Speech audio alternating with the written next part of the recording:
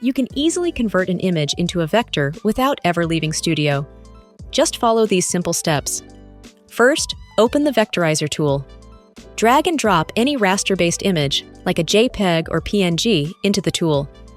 Once the conversion is complete, you'll see a side-by-side comparison of the original image and the vectorized version. You can then download your new vector image or add it directly to Studio using the button in the bottom right corner. To find your vectorized assets, return to Studio and navigate to the Uploads tab. There, you'll see a folder named Vectorizer. All your vectorized images will be stored in this folder. You can rename or delete the folder by clicking the 3 dots next to it. Open the folder to access all your vectorized assets. You can now drag these into Studio to incorporate them into your design. Make sure to like and follow for more quick tips. Studio, go beyond ordinary.